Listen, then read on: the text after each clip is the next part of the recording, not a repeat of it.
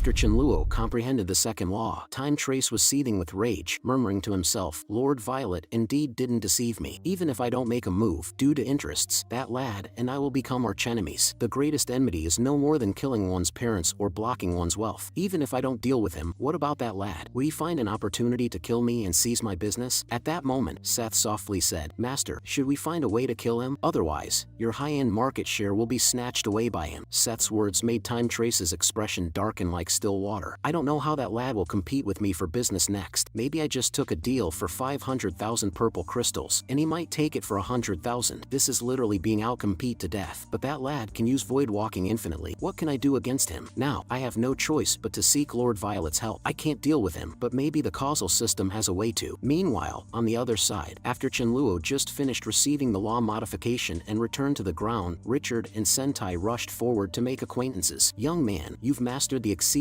rare law of spatial teleportation. Your future is boundlessly wealthy. Saying this, Richard fiddled with his spatial ring and then took out a demigod-level crystal of the light system to give to him. Chenluo smiled and accepted the crystal. Thanks, brother. I really like this gift. Seeing this, Sentai didn't want to be outdone and immediately took out a land deed to give to Chenluo. This is a house on this planet. It's not luxurious, but it gives you a place to stay when you come here in the future. Chenluo, with a grand gesture, said, Thank you, brothers. I've just arrived and don't have much to offer. So, let me host a dinner tonight and let's all have a big meal together. During the meal, Sentai seriously warned, Young brother, the news about your mastery of the spatial teleportation law will spread quickly. You need to be wary of Time Trace. You're in the same business, and that often makes for the fiercest rivalry. Be careful of his underhanded tactics. Richard suggested, you should find a strong backer as soon as possible. Hearing this, Chenluo smiled and nodded, thinking to himself, Void walking is my biggest backer. The one who should be worried about being ambushed is him, not me. After a satisfying meal, Chenluo resumed his shopping spree and soon noticed a snakeskin bag that caught his eye. An old man approached with a smile, saying, My lord, you have a good eye. This is the treasure of our store. Chenluo curiously asked, A mere snakeskin bag is the treasure of the store? The old man, not the least bit offended, smiled and explained, This bag is crafted from the shed skin of the mother of all snakes. Its utility lies in holding living things, such as spiritual herbs and creatures, which cannot be placed in spatial rings. It's especially useful if you're worried about them escaping from your hands. With this bag, even a demigod-level being cannot escape once inside. Hearing this, Chenluo's eyes lit up. This really seems like an essential artifact for home. It's perfect for my plan to capture Seth. This snakeskin bag couldn't be more suitable. He immediately inquired about the price. The elder held up one finger. For you, a special price, 1 million purple crystals. Upon hearing the words, Chenluo was shocked and dismayed. Just for the shabby snakeskin bag? You have the nerve to ask for 1 million? I don't think you want to keep your shop open anymore. The old man was startled. Just the cost of raw materials is 750,000 purple crystals, minus the processing fee. I really didn't make much. Seeing you're a master who has just comprehended the law, I gave you this discount. Chenluo felt there might be some reason to it after hearing this, especially since the bag can contain a demigod-level being. He then inquired, Is this mother of 1,000 snakes hard to breed? The raw materials are so expensive. It's not really that. Actually, the mother of 1,000 snakes is of divine level, forced by circumstances to sell this snake skin. Chenluo immediately thought of someone upon hearing this. This mother of 1,000 snakes wouldn't happen to be the snake mother, would it? Without hesitation, he spent a hefty sum to purchase it. Then, Chenluo inquired about Seth's address, and immediately used a void walk to arrive at his home. At that moment, Seth was sitting at a table, drowning his sorrows in drink, cursing under his breath. The kid is definitely doomed. My master will never allow him to cause trouble. But just then, a snake skin bag suddenly appeared above Seth's head, capturing him with the speed of lightning. Realizing what was happening, Seth immediately began to struggle, but was knocked unconscious by Chenluo with a slap. He then took him through a long-distance void walk, arriving at a remote planet in 3 seconds. Then he released Seth and started a barrage of punches and kicks, really laying into him, muttering to himself, Taking me for a fool, ha, a proud student of Time Trace, ha, talking to me about rules, ha, my rule is the rule. In no time, Seth's screams echoed across the stars. In just 2 minutes, Seth died in such an unclear and baffling manner. Then, Chenluo excitedly rubbed his hands. Let's see how much money you have on your purple crystal card. He swiftly took Seth's spatial ring, then pulled out the purple crystal card inside. To his utter shock, the balance was only 1.3 million purple crystals. How is this possible? This guy is a Space Series demigod level, a master of spatial teleportation, and he has lived nearly 2,000 years for this meager wealth. Suddenly realizing something, Chenluo quickly reached into Seth's brain cavity, then extracted his demigod level crystal. Soon, he found a small bump on the crystal, which was precisely Seth's special ability space. As Chenluo fiercely squeezed it, Seth's special ability space exploded instantly. instantly, delighting Chenluo immensely. Sure enough, this guy had all his wealth in his unique space. Most of what burst out were books, along with another purple crystal card and some bottles and jars. Chenluo hurriedly picked up the purple crystal card and swiped it through the card reader. His eyes nearly popped out of his head when he saw the amount inside. My goodness, 520 million purple crystals. He also discovered a notebook of Seth's containing insights on the law, which he began to peruse. Just then, Richard and Sentai suddenly contacted Chenluo. We have a big business proposal for you. The Volsi Empire is planning to build a teleportation array. Previously, all such projects were done by Time Trace, but now you can do it too. We've recommended you to the Empire. 200,000 purple crystals per teleportation point, with a total of 10 arrays needed. That's 2 million purple crystals in total. Sentai expressed his envy. 2 million a year. I'm so envious, brother. Just nod, and this deal is yours. Upon hearing this, Chenluo fell into deep thought. He had never considered using spatial teleportation law for money-making, and the 2 million purple crystals didn't seem like much to him. So, he dismissively responded, thanks for the thought, but I have another friend to meet and really can't take on this deal. Richard, in disbelief, exclaimed, that's a deal worth 2 million a year. Do you have a mine at home or something? But Chenluo was adamant, insisting he had more important matters to attend to, and then he ended the communication. Meanwhile, after learning that Chenluo mastered spatial law, Time Trace went to find Violet. Seeing her fishing by the river, he didn't dare to disturb her and just stood quietly behind her. After a couple of minutes, Violet finally spoke in a mild tone. Time Trace, you've come again. Have you resolved the matter of the life and death enemy? Upon hearing her words, Time Trace immediately explained the situation to Violet, then fell to his knees. You must help me. The boy's growth rate is too fast. It's making me lose sleep. Violet muttered to herself. Is it karma or destiny after all? A not yet matured karma can't possibly break the prophecy I've laid down. Then it must be destiny. But suddenly, she burst into laughter, puzzling Time Trace. Without explaining, she shouted wildly. They say when destiny is absent, karma reigns supreme. Destiny stands above karma, but I don't believe it. Why should it be so? Let's have a contest. I've grown through countless hardships to reach where I am now, and your life has been good, clinging to a powerful support, avoiding many disasters. With cold eyes gazing at the calm lake in front of her, she decided to take action against Chenluo and coldly stated, don't worry, I'll make a move. Hope sparked in Time Trace as he asked, Great Violet, if you're taking action, when will he die? Violet replied indifferently, don't rush, let the bullet fly for a while. You just go back and wait. Remember, let nature take its course. Time Trace, not daring to say more, obeyed. Yes, your command. Thinking to himself, the mysterious law of karma is unpredictable, but Violet's prowess is unquestionable. Ha, Chenluo, you're definitely done for this time. However, in the next moment, Violet spat out a mouthful of old blood, which startled her. How could this be? I didn't even strike at that person of destiny, merely meddled a bit with the karma of that spatial being and suffered such severe backlash. Could that spatial being have something special? Suddenly, Violet aged decades in just a moment. Damn it, that spatial being is no less than destiny itself. But it doesn't matter. His destiny has already changed. Let's wait and see. Meanwhile, Huang Yao's butler suddenly came in. Sir, there's a young man named Chenluo looking for you outside. He says he's your friend. Hearing this, Huang Yao's spirits lifted. Please invite him in. No, wait, I'll go greet him myself. Quickly, call Little Li. Huang Yao then personally welcomed Chenluo. Just then, a burly figure approached, shouting, Father, did you call for me? Huang Yao quickly introduced them. This is your Uncle Chen. Although Huang Li appeared younger than Chenluo, he respectfully greeted Chenluo as Uncle Chen. In response, Chenluo didn't hesitate and pulled out the purple crystal card worth over 1 million as a greeting gift. Huang Li accepted it without much ado, thanking him before excitedly leaving with the card. Huang Yao then spoke gravely. I've arranged everything for the spaceship modification. You just need to find Snake Mother. She can even give you a discount. However, finding a light system expert skilled in purification is challenging. Due to your mother star's remote location, it's difficult to find someone willing to go there, regardless of the money. Chenluo understood the difficulties, lamenting that Mi Li wasn't skilled in purification, or else once she reached divine level, they wouldn't need to rely on others. At that moment, Huang Yao suggested, let me ask Snake Mother. Maybe she can find someone. He contacted Snake Mother, who immediately responded, no need to worry about finding a light system expert. I can handle it. I'll accompany Chenluo to Blue Star myself. Chenluo was overjoyed at the offer. What are we waiting for? Let's go to Snake Mother now. Huang Yao agreed, ready to set off. We can use law to fly. It'll take about 10 days to get there. Chenluo simply smiled. It won't take 10 days. Just give me the coordinates for Snake Mother. Hearing this, Huang Yao exclaimed, Brother, are you suggesting we void walk there? I'm a divine level, and that's quite a drain on your energy. Before he could finish, Chenluo revealed the spatial transfer law, startling Huang Yao. Brother, this is incredible. How have you achieved 2 laws in just a few days? Maybe I should start calling you Big Brother. Chenluo casually remarked. Actually, I'm quite surprised myself. I didn't expect to grasp the second law so easily. Huang Yao was speechless at this. Is he even speaking like a normal person? Darn it, he's showing off again. As Chenluo began began creating the spatial tunnel. Huang Yao shared some background on Snake Mother. Snake Mother's story is quite tragic. Just like Cat Star, Snake Star was known not only for its beautiful inhabitants but also as a delicacy. It wasn't until Snake Mother ascended to divinity that the fate of Snake Star changed. She's very compassionate and has worked tirelessly to earn money to nurture the snake race, hoping to produce another divine-level being to protect Snake Star. When Time Trace wanted to destroy the Blue Star, Snake Mother was the first to stand against him. So I ask you, Big Brother, please be considerate towards her. Chenluo immediately responded, of course, it seems I owe her a favor. Snake Mother sounds like someone I should get along with, especially since we'll need her help to purify the Blue Star. Quickly, he finished constructing the tunnel to Snake Star, and they arrived at the world of Snake Mother. Huang Yao, familiar with the place, led Chenluo directly to Snake Mother's lair, built atop a world tree that had reached demigod level, emanating immense energy. Huang Yao shouted, Snake Mother, we have guests. How is this possible? Even with law flying, it should take at least 10 days to half a month. It's been less than an hour. Huang Yao chuckled. The shock I felt earlier will soon be yours to experience. Just try not to be too surprised. Snake Mother was momentarily stunned before she clasped her hands together and bowed to Chenluo. Out of desperation, I troubled you, and that was wrong of me. I, Baizhen, apologize to you here. Seeing Snake Mother's sincere attitude, Chenluo quickly returned the bow. No fight, no acquaintance. Thank you, Snake Mother, for helping me protect my home planet. Once inside, Snake Mother curiously asked, you just contacted me a moment ago. How did you arrive so quickly? Did you contact me when you were already close? Huang Yao, with a proud expression, revealed, we traveled here through a spatial tunnel. My big brother has now mastered the spatial transfer law. This is his second law. Snake Mother, upon hearing this, couldn't help but express her admiration. Chenluo, you will surely master no less than 7 laws in the future. Just give me a moment, said Snake Mother before she walked into the world tree. She returned with a shining object. This is a world tree seed. Planting it on Blue Star will not only provide abundant energy but also purify all impurities. Huang Yao was shocked. You have such a treasure, and you, always so frugal, are willing to give it away at auction. This would fetch a minimum of 30 million, and it's not something you can just buy with money. Chenluo took the seed, puzzled. Can this seed purify the pollution brought by Auburn? Snake Mother shook her head. The seed alone isn't enough. I have other methods to purify the pollution. Once we're at Blue Star, you'll see. I guarantee we can completely eliminate the pollution. Chenluo didn't hesitate and immediately took out Seth's card containing over 50 million purple crystals, but Snake Mother refused to accept it. Chenluo mentally noted, I'll remember this favor. If you ever need anything from me, I will do my utmost to help. Then, with a stern face, Snake Mother ushered Huang Yao out of the room. She turned back to Chenluo with a smile. Since you're alone, I've found some juniors to take care of you. Without waiting for Chenluo's reaction, she called in 4 charming women. They are all demigod level, my very excellent juniors. Their names are Spring, Summer, Autumn, and Winter. From now on, they will serve you. You can also give them some guidance. Chenluo was quite alarmed by Snake Mother's offer, thinking to himself, this is trouble. Meili is watching everything in the space. He then firmly declined. I am not a frivolous person. After firmly dismissing the 4 ladies, Snake Mother was initially surprised. Perhaps he doesn't fancy these juniors. Well, it's normal for a talented young man to have high standards. Meanwhile, inside the space, Rice was busily sniffing a vermilion fruit, muttering about its fragrance. Suddenly, Rice sensed a thread being pulled from Chenluo, a thread that connected to someone immensely powerful. Rice recognized that someone was meddling with Chenluo's fate, leading him towards a dangerous collision with these powerful individuals, which could put Chenluo at risk. Rice smirked devilishly. A little meddling from the great Rice, and this meddler will be embarrassed. I don't need to do much, just delay things a bit. Meili is the key to breaking this situation. The next morning, Snake Mother and Huang Yao found Chenluo. Your spaceship is ready. You just need to bind your identity to it, and then you can use it as you wish. But just then, Rice started clamoring in the space, demanding to be let out. Hearing this, Chenluo furrowed his brows and said, I came here alone. Wouldn't your coming out expose the secret of the special ability space? However, Rice assured him, just let me out. Even if they know, it's fine. They are not bad people. Reluctantly, Chenluo made an excuse to leave momentarily and then released everyone from the special ability space. He quickly asked Rice if something serious was about to happen, only to receive a dismissive snort in response. It's too stuffy in there. We need to get out and breathe too. Resignedly, Chenluo led the group to Snake Mother and Huang Yao, giving them a brief introduction. This scared Snake Mother and Huang Yao quite a bit. No wonder you didn't let Spring, Summer, Autumn, and Winter serve you. You've been hiding these beauties. Where did all these beautiful women come from? Chenluo didn't explain, and Snake Mother and Huang Yao didn't pry further. Then, Chenluo said solemnly, now that the spaceship is modified, let's head back to Blue Star. But as soon as he spoke, Rice started to argue. I don't want to go back now. You must take me to the Happy Planet for a few days. I don't care. We must go to the Happy Planet right now. Chenluo was shocked and thought to himself, Rice wasn't like this before. Could it be a rebellious phase? Unable to argue with Rice, Chenluo agreed. I'll build a space tunnel now. It'll only take a couple of hours to reach Happy Planet. However, Rice refused this proposal too. I want to travel by spaceship. Do you have a problem with that? Rice muttered. Chenluo, you fool, just listen to me, or you'll be in big trouble. Though Chenluo didn't understand why Rice had changed so drastically, he agreed without hesitation, which scared Snake Mother and Huang Yao. They wondered, what's the deal with this cat-eared girl daring to talk to Chenluo like that? Then, as per Rice's demand, Chenluo boarded the spaceship and asked her, why don't you want to use the space tunnel? Is there a special reason? Rice chuckled and said, some things are better left unknown. Just listen to me. That's right. No sooner had the words been spoken than an unidentified object hurtled towards the spaceship at high speed, smashing through the window and striking Chenluo squarely in the chest. This frightened everyone aboard, who shouted in confusion about what was happening. When Snake Mother took a closer look at the object that hit Chenluo, she broke out in a cold sweat and exclaimed, your luck is unbelievable. That's Rama metal. Chenluo immediately asked, what's Rama metal? Is it valuable? Snake Mother explained, it's a very precious metal commonly used to forge armor. Right now, it's priced at 50,000 purple crystals per pound. By my estimation, this piece weighs about 4,300 pounds, valuing it roughly at 180 million. It seems like wealth has literally fallen from the sky for you. Upon hearing this, Chenluo instantly understood Rice's intention. This was why she insisted on traveling by spaceship. About 2 months later, the group finally arrived at Happy Planet. However, as soon as they landed, Rice was captivated by a newly released virtual reality game. She eagerly said, I want to play this. It says here that you can even help understand the law in the game. Hearing this, Snake Mother immediately said, understanding the law is all about cognition. If you grasp it in the game, you might be able to apply it in reality. Realizing the game could help understand the law, Chenluo decided to buy 20 Supreme Gaming Pods. Not only could everyone relax and enjoy themselves, but they could also enhance their abilities. Why not? Then, the group moved the purchased gaming pods to the hotel. As Chenluo sat in the gaming pod, his consciousness was instantly transported to a virtual world. Entering the game, he felt like he had arrived in a whole new realm and thought to himself, let's try void walking first and see how it compares to reality. Just as he was about to execute his move, a system prompt suddenly popped up. You have not learned this skill yet. Please purchase the skill book to learn it. Chenluo had no choice but to open the recharge interface and bought all the space-related skill books. Then, Chenluo began his frenzied venture into the void. In just 1 month, his progress in void walking has increased by 7%, but further advancement became extremely difficult. Thus, he turned to comprehend other laws, entering deeply into the spatial dimensions to perceive. Chenluo sensed that there are a total of 8 types of spatial abilities, or 8 branches of law, each with its own capabilities and strengths. These included teleportation, transmission, and space manipulation for functionality, bias towards physical defense, and bias towards magical defense for protection, and dimension, annihilation, and penetration for offense. Chenluo had mastered a bit of each, but apart from teleportation and transmission, he was not proficient in the others. What he lacked now was offensive power, so he decided to start comprehending from the dimension aspect, which he was relatively good at. Meanwhile, others had logged out of the game. Thunder King remarked, this game is really good, much better than meditating in boredom. However, Rice became the first player in the game to die 1,000 times, which infuriated her. She exclaimed, nothing that some more money can't solve. If there is, then you're just not spending enough. At this moment, Chenluo encountered another problem in his comprehension. Grasping the offensive laws was indeed challenging for him. Just then, a strange force suddenly invaded his spiritual world. He thought he would gain some insights, but it turned out to be Rice calling him to hurry out. Chenluo thought something urgent had happened, so he quickly exited the game. To his surprise, Rice immediately asked him to lend her purple crystals, insisting on spending more in the game. Reluctantly, Chenluo handed over Seth's purple crystal card to Rice, then suggested, let's set off back to Blue Star now. Anyway, it's several months' journey, and everyone can spend more time comprehending in the game during the trip. At this moment, Meili was engrossed in a book. Chenluo hurriedly approached and asked, what are you reading? Upon hearing this, Meili replied, you've come at the right time. Take a look at this. It's about something called Great God Certification. I think it will definitely help you. It's said that once the comprehension of a particular branch law reaches 100%, you'll receive a Great God Certification from the respective law. The transformation it brings is far greater than the rewards of advancing to divine level. Upon hearing these words, Chenluo felt a jolt in his heart. So, when I comprehend void walking to 100%, I can obtain this Great God Certification, he pondered. With that thought, Chenluo immediately declared, then, I will go and perceive the law now. I must obtain this Great God Certification as soon as possible. Without delay, he returned to his room to start his comprehension, only to find that advancing in void walking became more difficult, not making any further progress. On the contrary, he inadvertently gained insights into spatial defense, which greatly annoyed him. Void walking is the best defense, he thought. However, just then, Huang Yao and Snake Mother suddenly rushed in, shouting, Chenluo, you must check outside the spaceship right away. Another law has arrived. Hearing this, Chenluo was shocked and alarmed. Could it be that Thunder King has ascended to demigod level and became a deity right where he was? But before he could finish, a beam of light shot directly towards Chenluo. Although for others, law is a coveted thing, Chenluo looked disdainful, murmuring to himself, I thought it was the great god certification coming. But what is this trivial thing? If it's going to come at me, at least make it an attack law. Huang Yao, already terrified, fell to his knees with a thump, crying out, monster, my big brother is truly a monster. Snake Mother was also trembling uncontrollably, thinking to herself, the first time I met him, he was at the sovereign level. It hasn't even been a year, and he has already comprehended 3 laws. Is this guy even human? Chenluo, modified by the law and looking utterly despondent, muttered, I don't want to admit that all my points have been invested in surviving. As Chenluo had only understood 31% of spatial defense, the transformation by this law lasted only 10 minutes before it ended. Lying on the couch, Chenluo let out a heavy sigh. At this moment, Huang Yao, puzzled, asked, isn't comprehending the 3rd law a huge cause for celebration? Why do you seem unhappy about it? Upon hearing this, Chenluo shook his head. You know the laws I have comprehended, teleportation, transference, and the defense one just now. Not a single attack law among them. While it's true that I now have 3 laws, it's difficult to even think of killing a divine level with 1 law. I might just be the lousiest 3-law person there is. At these words, Huang Yao immediately collapsed to the ground, while Snake Mother shouted, are those even human words? I wish to become the weakest 3-law divine level too, but the laws don't heed my call. You're really showing off here, and I give you full marks for it. 2 months later, Chenluo and his group finally returned to Blue Star. This time, Chenluo planned to lay low for a few decades before venturing out again once he achieved godhood in the time domain. He then asked Snake Mother how to purify the pollution. Upon hearing this, Snake Mother reassured him, don't worry, although my method isn't exactly purification, it has a similar effect. Let's get started now. She then transformed into a snow-white serpent and opened her massive mouth, unleashing a powerful suction force that began to draw in the fragmented dark laws, which were absorbed into her mouth like dust. A look of pain appeared on Snake Mother's face, alarming Chenluo, who quickly asked Huang Yao, what's happening to Snake Mother? Is she in danger? Huang Yao replied with a bitter smile and a shake of his head, it won't threaten Snake Mother's life, but dark laws are not something trifling. As a result, Snake Mother won't be able to comprehend any new laws for the next few hundred years until she fully digests this dark curse. I didn't expect Snake Mother to go to such lengths for you. Hearing this, Chenluo heaved a long sigh. I owe you one for this. First, you helped me save my home planet, and now you've devoured the dark laws for me. Your friendship is something I deeply value. Meanwhile, elsewhere, Time Trace received thrilling news. The 3rd Prince of the Volsci Empire had announced a purchase, offering 2 billion purple crystals for a time system crystal. Additionally, the seller would be granted a hereditary earldom in the empire, along with a 20,000-year lifespan grass as a reward. Time Trace was overjoyed, knowing there had been a time system presence on Blue Star. Although it hadn't been found in their last search, he was certain Chenluo knew about it. All I need to do is inform the 3rd Prince. He will naturally come looking for it. When that happens, how will you deal with it? I might not be able to handle you, but the 3rd Prince, with 6 laws, is not someone you can contend with. Is this the power of karma? Lord Violet is awesome. With that in mind, Time Trace quickly set up a tunnel to the Volsci Empire and informed the Prince of the Time System Crystal. The 3rd Prince's eyes lit up upon hearing this. Are you saying this Chenluo knows of the Time System Crystal? Time Trace affirmed, absolutely. There's a native on Blue Star who has mastered time stop, and that's one of his subordinates. Upon hearing this, the 3rd Prince declared, if the information you provide leads me to the Time System Crystal, you will certainly be rewarded. After Time Trace left, the 3rd Prince muttered to himself, had Time Trace not said it himself, I would hardly believe someone could acquire 2 laws in 5 years. You better be sensible. I'm curious to see just how far you'll go and whether you're truly more talented than I am. Following the information provided by Time Trace, the 3rd Prince issued an order. If Chenluo is seen within any planet governed by the Volsci Empire, he is to be brought to me. Additionally, send 2 divine-level individuals from the Empire to Blue Star to see if they can find him. Meanwhile, Snake Mother finally finished clearing all the pollution for Chenluo. She hoped silently, I hope this young man remembers my kindness and protects my offspring after my life ends. Then, she gave Chenluo the World Tree Seed, along with cultivation methods and several notes written on paper. Now that the matter is resolved, I must return to oversee my children's training. We shall meet again, Snake Mother solemnly stated. Huang Yao also expressed his need to leave. I have to go back and find a match for my daughter. I can't stay with you, brother. By the way, have you considered my daughter? Chenluo immediately declined Huang Yao's offer and expressed his gratitude, emphasizing that since they all had important matters to attend to, he wouldn't hold them back. At that moment, Rice came over and whispered, Chenluo, come with me. She then stressed, we need to leave. Surprised, Chenluo asked, why leave? I was planning to go into seclusion here on Blue Star. Rice gravely informed him, someone is looking for you. You can't hide anymore. At this, Chenluo's face darkened. Who is looking for me? Is it Time Trace again? Rice shook her head. All I know is that it's a very powerful divine-level individual, and he already knows the coordinates of Blue Star. We can't stay here any longer. I sense someone powerful orchestrating this, intent on bringing you harm. Now, you have two choices. Either we leave now and find somewhere else to lay low and grow, or we face the situation head-on. While the latter has risks, it also has significant benefits. I can hide Blue Star from fate for about 100 years, but after that, I won't be able to use this method again immediately. Blue Star will still be very dangerous then. Therefore, you need to become stronger within these 100 years to protect your home. Upon hearing this, Chenluo immediately responded, then why don't you just hide the Blue Star now? We can stay hidden here without going anywhere. However, Rice replied, we can only leave temporarily. With my current ability, I can't hide a planet that contains a divine-level entity. My suggestion is to enter the fray. This will be greatly beneficial to you. I used to sense some advantages, but I've suddenly realized it's getting harder to sense your fate. Hearing this, Chenluo's bladder shivered, nearly terrifying him. Does that mean you won't be able to warn me in the future? Rice spoke indifferently. I just can't sense it clearly. I can still detect if you're in danger. Relieved, Chenluo sighed. That's good. Then I'll follow your advice and choose to enter the fray. Watching Chenluo's retreating figure, Rice mused to herself. Fate is constantly changing. I didn't expect him to comprehend the third law so quickly, surpassing fate. He's become someone I can't grasp. Fortunately, things are progressing in a better direction. Chenluo couldn't understand why people kept troubling him at Blue Star repeatedly. First, it was Time Trace. Now, another mastermind appeared. He wondered if the person behind Time Trace, as Huang Yao mentioned before, was the same as this new adversary. Pondering, he asked Snake Mother and Huang Yao, who was behind Time Trace? Hearing this, Snake Mother and Huang Yao exchanged a look and then gravely said, we indeed know the answer to this question, but we really can't reveal it. If we do, we'll be in big trouble. You don't need to look for this person's identity. She isn't intentionally causing you trouble. After striking once, she won't attack you again unless you provoke her. Huang Yao added, I don't mean to underestimate you, brother, but even if you have comprehended all the spatial laws, it's best not to seek her out. It's better to pretend you don't know. Just then, the demon tree suddenly came running over, shouting loudly, Chenluo, you heartless man, how long has it been since you fed me? But as soon as the words left its mouth, the demon tree sensed the presence of the world tree. The bloodline suppression immediately filled it with overwhelming fear. Hearing this, Chenluo retorted sharply, how am I heartless? Haven't I fed you enough corpses? Upon hearing this, Huang Yao also quickly declared his loyalty, shouting, who the hell are you cursing? Try saying that again. The demon tree, feeling slighted, pointed at the seat of the world tree on the ground and cursed, what is this if not heartlessness? You found a new love and tossed me aside. Your old love, right? Chenluo remained unfazed. We were in a partnership. Now that it's over, get lost. This response infuriated the demon tree, who retorted, fine, you heartless wretch. Burning bridges after crossing, is it? I'll fight you. And with that, it launched its ultimate move, giant vine entanglement. But as the vines were about to bind him, Chenluo swung his hand, and a dimensional blade instantly split the demon tree in two. He muttered to himself, good riddance to this troublemaker, lest it attacks humans when I'm not around Blue Star. Previously, Chenluo was forced to leave due to the threat from Time Trace, taking all his members with him away from their homeland. But this time, without such dangers, he didn't take everyone with him. After bidding farewell, he once again visited the trading planet he'd been to before. The previously purchased swine beasts and some delicious creatures were mutated upon being transported to Blue Star. So, he wants to buy another batch to send back to Sudaju and the others. As he strolled the streets, he noticed a video playing on a screen atop a shop. The Empire was offering 2 billion purple crystals for a time crystal, promising the title of hereditary Earl and a longevity grass to the seller. Shocked, Chenluo exclaimed, time crystals are worth that much? 2 billion? I've never seen so much money in my life. Just then, Sentai contacted him. Surprised, Chenluo quickly asked, how did you know I was here? Upon hearing this, Sentai smiled slightly and said, little brother, wait right there for us. Richard and I will be there soon. We've got something good for you. Shortly after, the two arrived in front of Chenluo. Richard spoke with a smile. Little brother, the third prince has summoned you. I'll give you the coordinates. You can teleport over there. Chenluo, curious, immediately asked, who is this third prince, and what does he want with me? Sentai replied, we've just received the order ourselves and don't know the specifics. It should be something good. Perhaps the third prince is interested in your teleportation abilities. Otherwise, he wouldn't have invited you so courteously. Upon hearing this, Chenluo fell into deep thought. Rice mentioned a powerful divine-level entity looking for me. It's very likely this third prince. He quickly inquired about the third prince's background from the two. They were quite forthcoming and shared all they knew. The third prince is a divine-level entity with 6 laws of the Fire series and is the most talented member of the Volsi Empire's royal family. He is very likely the next ruler. Hearing this, Chenluo solemnly said, since you both put it this way, I'll meet this third prince. He then teleported to the planet where the third prince was located using the coordinates provided by Richard. Upon arrival, a servant immediately approached him courteously and said, you must be Chenluo. The third prince has been waiting for you for a long time. Chenluo was then ushered into the grand hall, where the third prince wasted no time in instructing his servants to brew a cup of enlightenment tea for Chenluo. This tea greatly aids in comprehending laws. I usually don't partake in it myself, but for Brother Chen's visit, of course, I must offer my best hospitality. Actually, I've invited you here because I need a favor. I've heard you possess a time crystal, and I wonder if you might part with it. Chenluo was initially taken aback, thinking to himself that this must be about Jiang Chuxue